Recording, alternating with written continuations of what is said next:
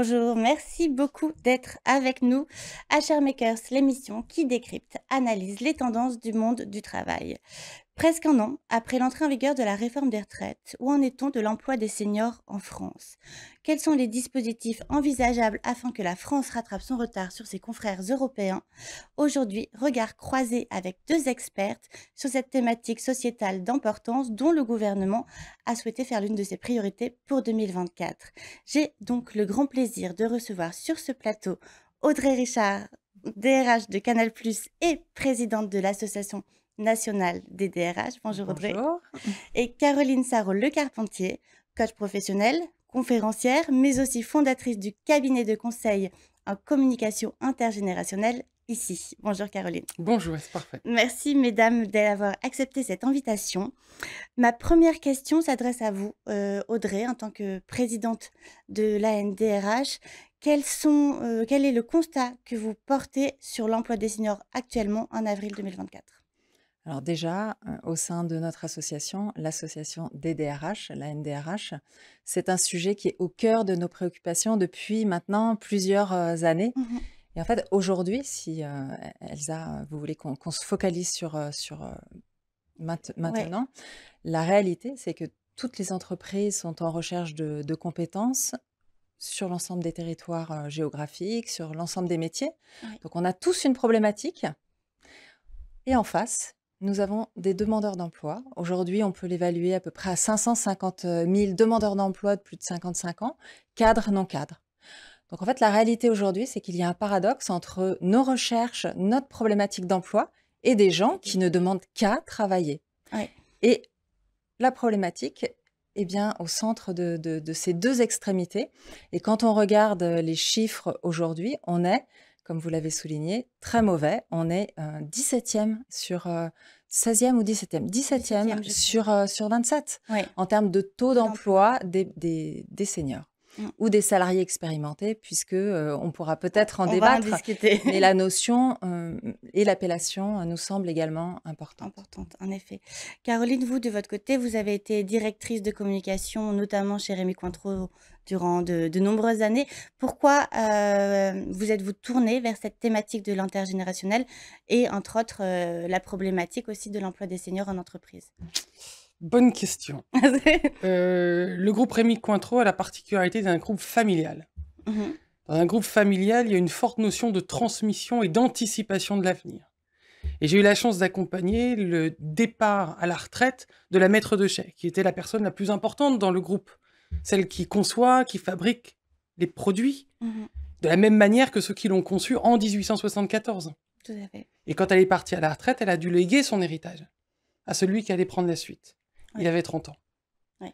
Et donc j'ai touché du doigt dans ce transfert de compétences et de capital matériel et immatériel la puissance de la diversité générationnelle et du regard croisé. Mmh mh. Parce qu'ensemble, ils ont été capables de préparer la suite, préparer l'avenir. C'était pas une transmission simplement descendante, où regarde comment je fais et tu vas faire de la même chose, mais Tout à fait. regarde l'héritage que j'ai, que je t'offre, regarde ce qui m'anime, ce qui m'inspire, et toi, va chercher ce qui va t'inspirer demain pour refaire comme j'ai fait, comme les autres ont fait avant moi, mais à leur manière. Le plus important, c'est qu'est-ce que sera ça, toi, ta manière de le faire.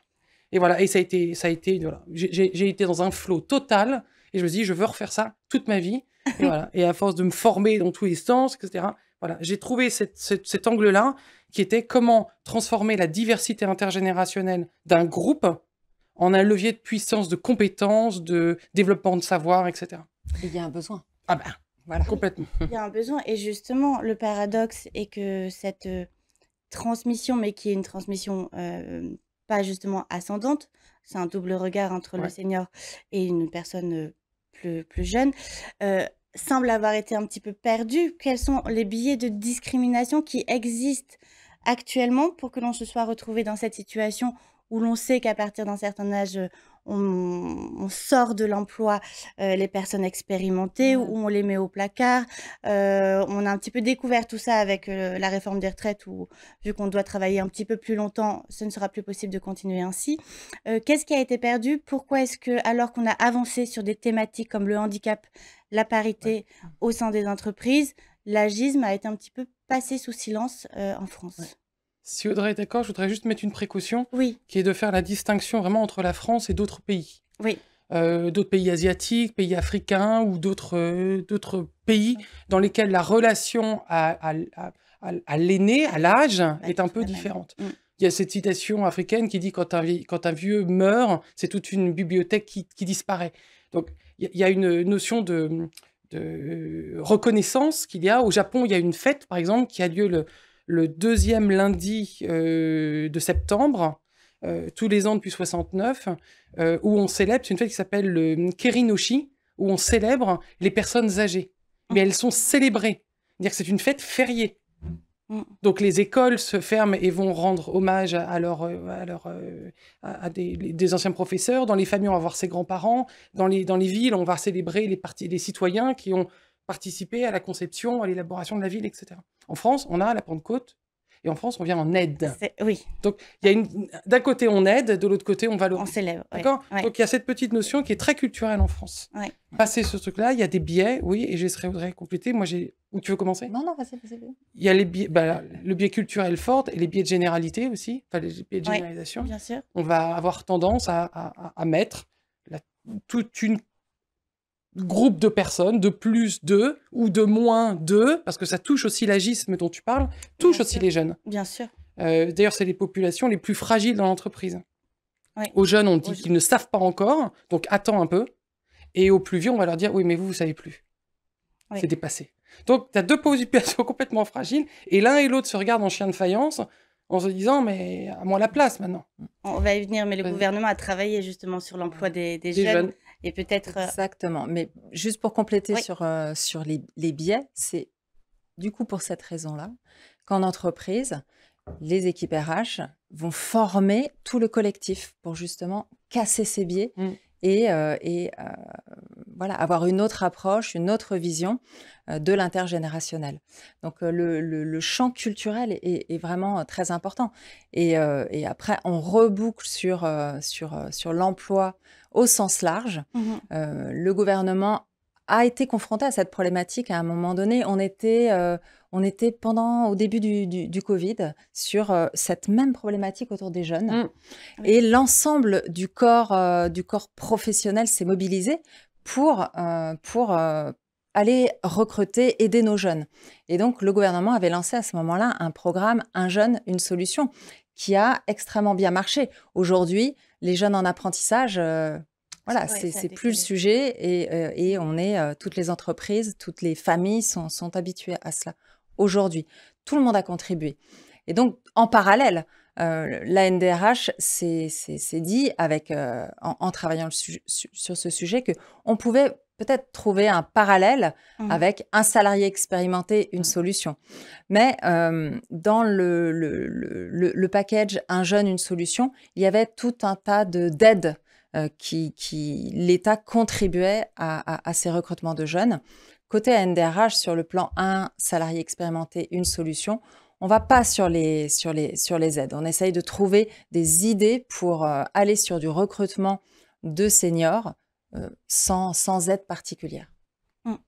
Alors, peut-être qu'on peut déjà en Aide parler. financière, en tout cas. Ouais.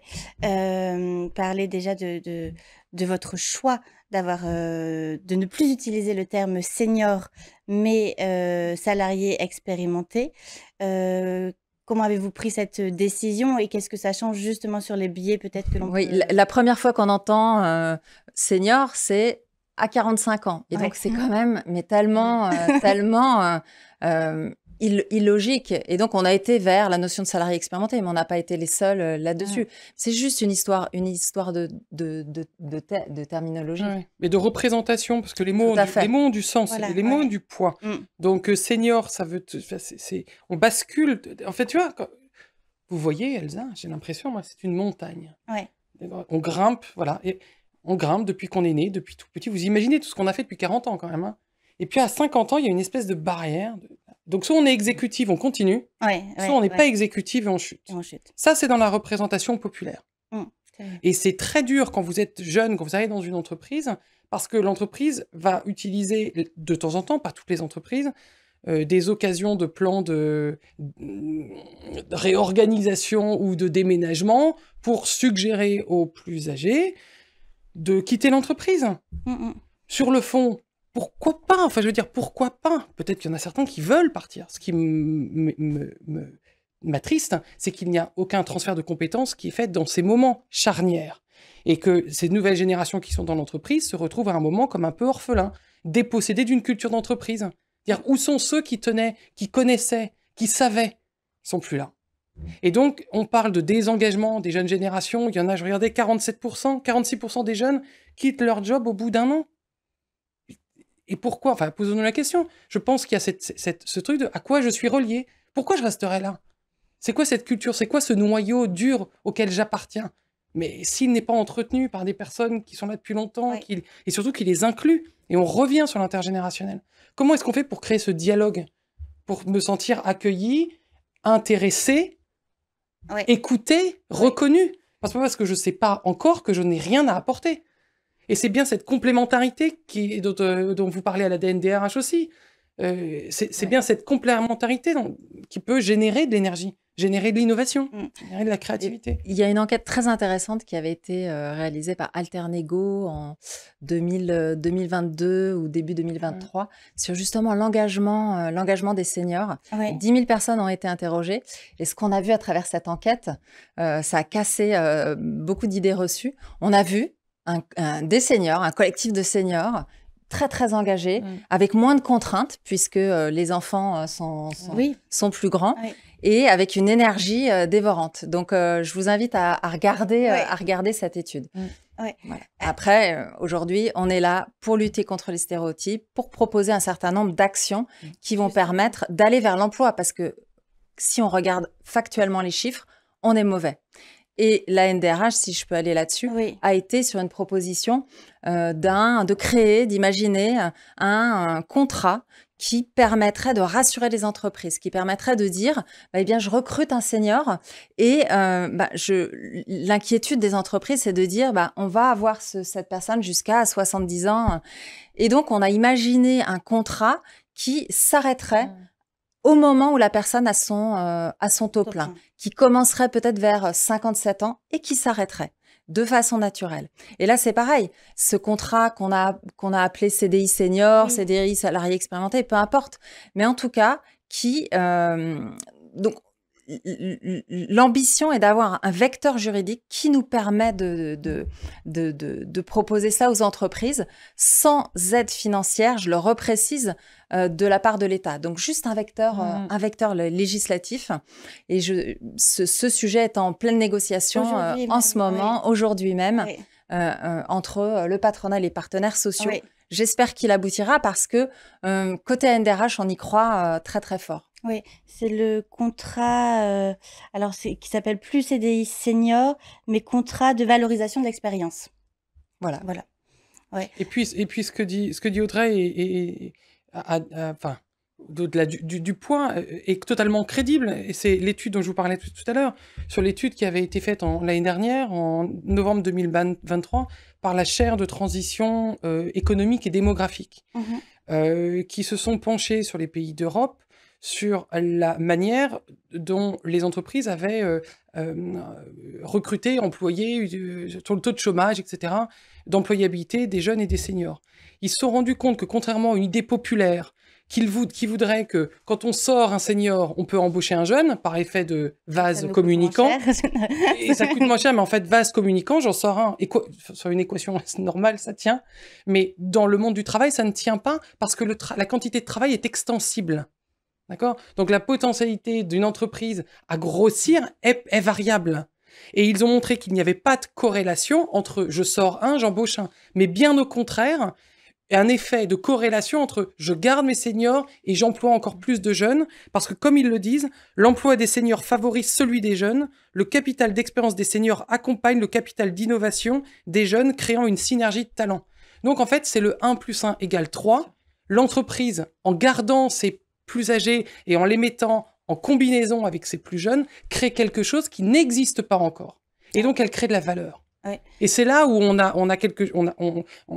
c'est démontré dans le reste des slides, une augmentation de la performance de l'entreprise et par effet de conséquence, augmentation du PIB par pays. C'est ce qu'ils ont démontré en Allemagne et en Suède sur 25 années. Donc je pense que c'est ce qu'ils sont en train de regarder pour appuyer ces décisions et ces recommandations de la NDRH.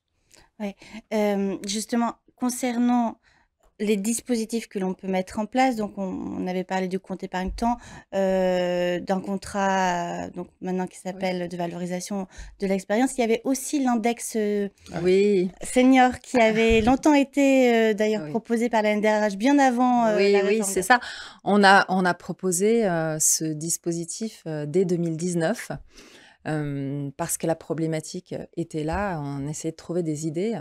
Et l'index senior, alors je le rappelle, notre idée était d'avoir un indicateur pour donner de l'information de l'intérieur de ce qui se passait de l'intérieur de l'entreprise. Donc, avec, par exemple, un taux de un nombre de personnes expérimentées, donner de la visibilité sur ce qu'on fait dans l'entreprise au niveau de la formation, sur l'évolution professionnelle, les promotions. Et l'ambition, c'était de donner de la visibilité. Et je le précise, non punitif. Ce qu'on a mis sur la table, c'est une proposition d'index senior non punitif.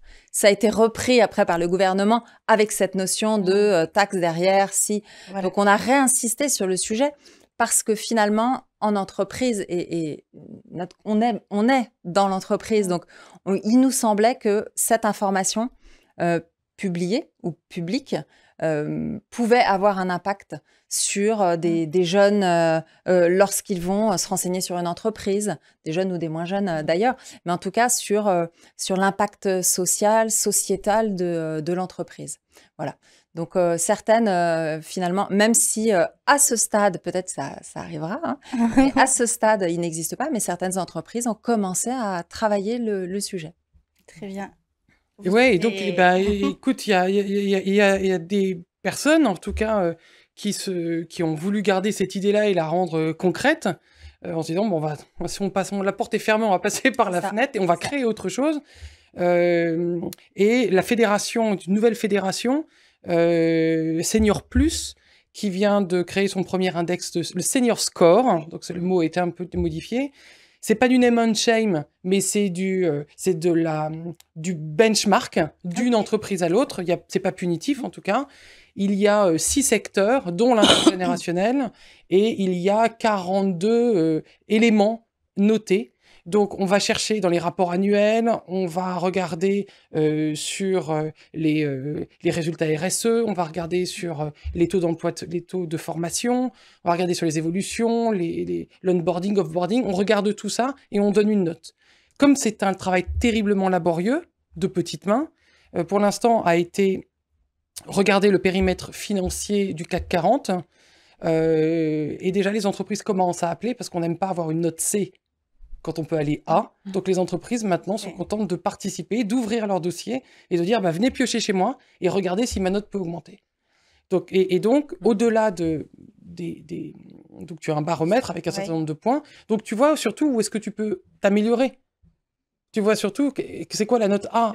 Ça veut dire qu'est-ce que je dois mettre en termes de formation, de mentoring inversé, voilà, tout ça. Donc c'est un projet qui, à mon avis, n'est qu'au démarrage, est une aventure qui démarre. Mais ce qui est intéressant, c'est qu'on voit que certaines parties de la population, elles souhaitent vraiment d'évoluer. Ah oui, beaucoup. Donc ça, je trouve que c'est intéressant.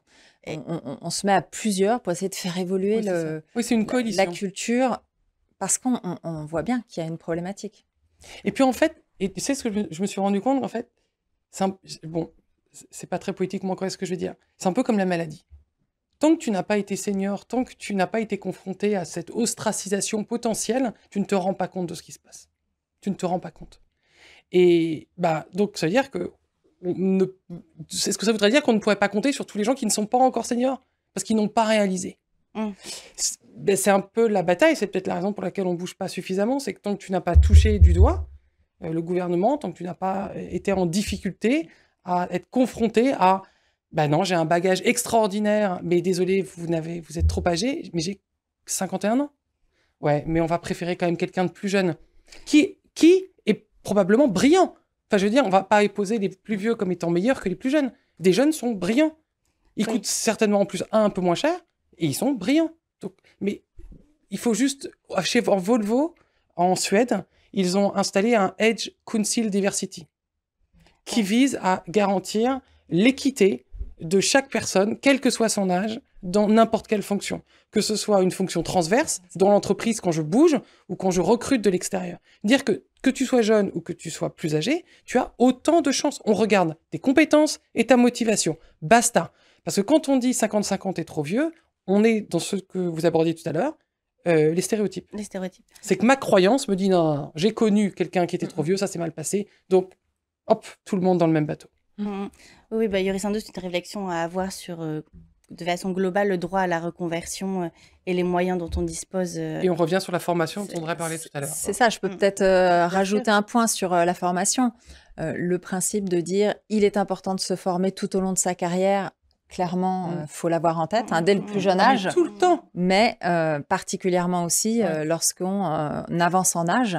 Et ça, c'est vraiment quelque chose qu'il faut retenir. Et justement, dans les propositions de la NDRH, on a été jusqu'à se dire peut-être qu'il faut doubler le CPF à partir de 50, 52, 55 ans pour justement avoir une capacité de se former un peu plus importante. Donc ça, c'est encore une proposition du collectif ANDRH.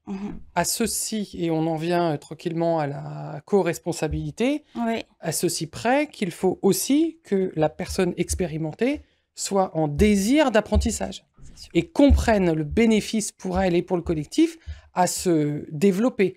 Il y a beaucoup de formations obligatoires dans les entreprises. C'est obligatoire pour tout le monde, parce que c'est la culture, parce que c'est les... Voilà, là, on ne parle pas de ça. Oui, exactement. Donc ça, on exclut cette partie-là. Là, on exclut vraiment l'acquisition de compétences complémentaires pour continuer à surfer sur la vague, pour qu'on puisse continuer à être juste... les téléphones, on les met bien à jour. Enfin, je veux dire, pourquoi on ne se mettrait pas à jour soi-même? C'est juste une question...